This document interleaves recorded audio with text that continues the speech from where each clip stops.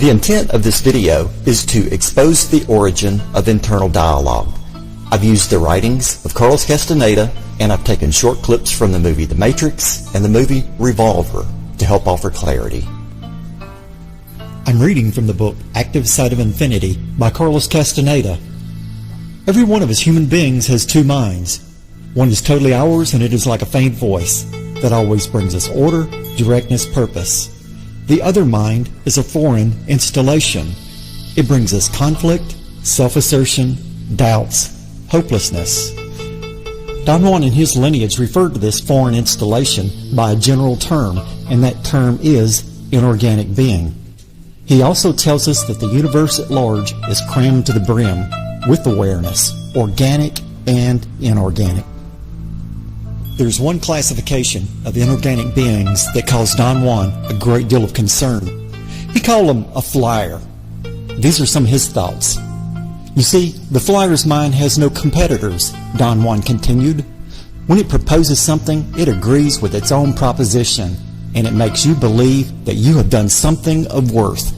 The Flier's mind will say to you that whatever Juan Matus is telling you is pure nonsense. And the same mind will agree with its own proposition. Yes, of course, it is nonsense, you will say. That is the way they overcome us. Modern psychologists call this foreign installation the ego. These are some of their thoughts. The ego is the worst confidence trickster we could ever figure, we could ever imagine, because you don't see it. And the single biggest con is, I am you.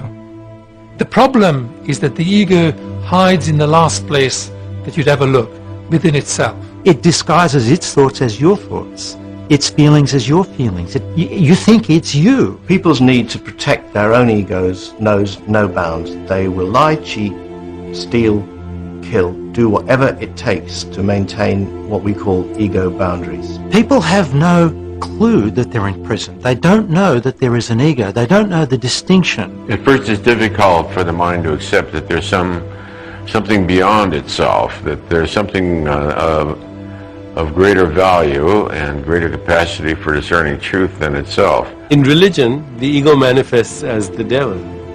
And of course, no one realizes how smart the ego is because it created the devil so you could blame someone. Don Juan and his lineage believe that the predators have given us our systems of beliefs, our ideas of good and evil, our social mores. They are the ones who set up our hopes and expectations and dreams of success or failure. They have given us covetousness, greed, cowardness. It is the predators who make us complacent, routinary, and egomaniacal. Carlos asked, how do they do this? Do they whisper all that in our ears while we are asleep? No, they don't do it that way. That's idiotic, Don once said, smiling. They are infinitely more effective and organized than that. In order to keep us obedient and meek and weak, the predators engage themselves in a stupendous maneuver. Stupendous, of course, from the point of view of a fighting strategist. A horrendous maneuver from the point of view of those who suffer it. They gave us their mind. Do you hear me? The predators gave us their mind, which becomes our mind. The predator's mind is baroque, contradictory, morose, filled with the fear of being discovered any minute now. Through the mind, which after all is their mind, the predators inject into the lives of human beings whatever is convenient for them. It disguises its thoughts as your thoughts, its feelings as your feelings. You think it's you. You know what's so elegant about this little game, Jake? Nobody knows where the enemy is. They don't even know he exists.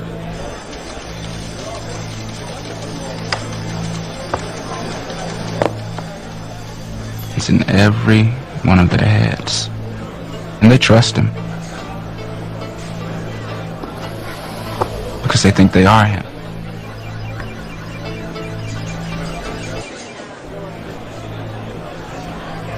Ah, it's beautiful, man. You have to admire the opponent's elegance. Check.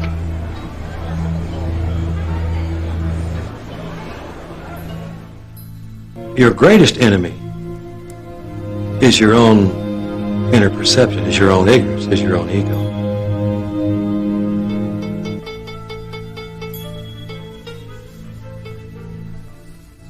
You have arrived by your effort alone to what the shamans of ancient Mexico called the topic of topics, Don Juan said.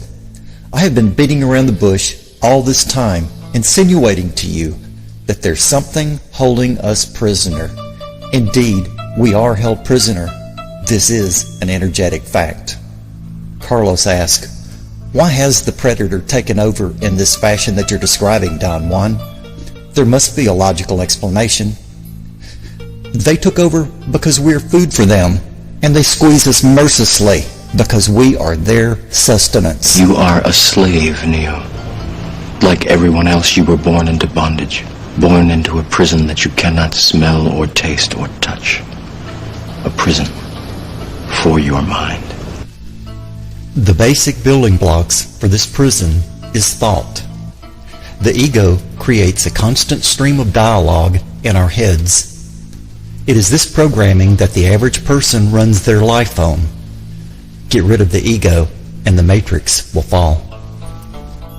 People have no clue that they're in prison. They don't know that there is an ego. They don't know the distinction. Beyond the entertainment value for the ego, this mental prison is designed for one in order to purpose. change a human being into this.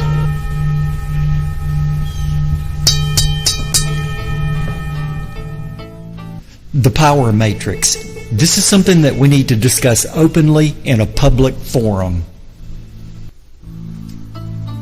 Our bodies are made up of two different energy systems. We, the human, have the ability to produce and store energy. Some cultures refer to that energy as being our soul.